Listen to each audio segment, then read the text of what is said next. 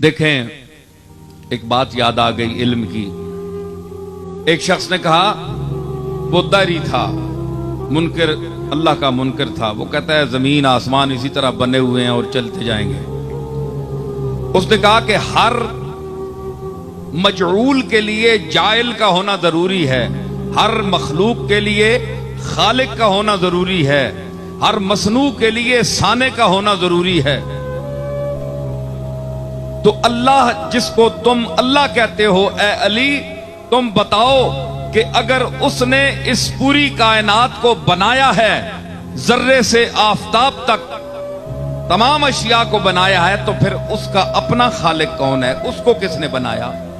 مسلمان تو خاموش ہے, وہ کہتا ہے کہ وہ اپنی ذات سے قائم ہے, اس کا کوئی خالق نہیں, لم یلد ولم یولد. مگر وہ کہتا ہے کہ نہیں, میں عقل ظاہر سے ماننا چاہتا ہوں, عقیدے سے نہیں. اگر میں قرآن کو مانتا تو پھر قرآن نے جو کچھ کہا ہے وہی میرے لیے کافی ہوتا. میں تو جس نے قرآن کو نازل کیا ہے اس کو بھی نہیں مانتا, تو قرآن کو کیسے مانوں؟ مجھے بتاؤ اے علی,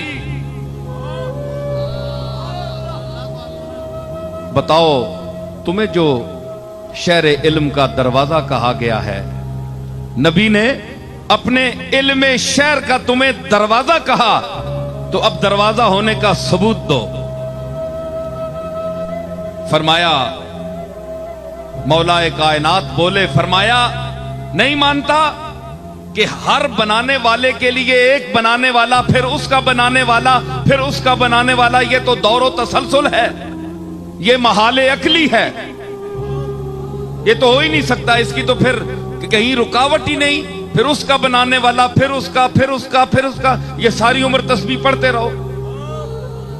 یہ تو محالات عقلیہ سے ہے. اس نے کہا نہیں, مجھے سمجھاؤ, بات سمجھاؤ. فرمایا گنتی آتی ہے, سنو علی کی ہے علم کی بات. فرمایا گنتی آتی ہے جی, 1 2 3 4 5 6 گنی نا. فرمایا الٹے گنو. اس نے کہا 6 5 4 3 1. جناب علی نے فرمایا 1 سے پہلے گنو.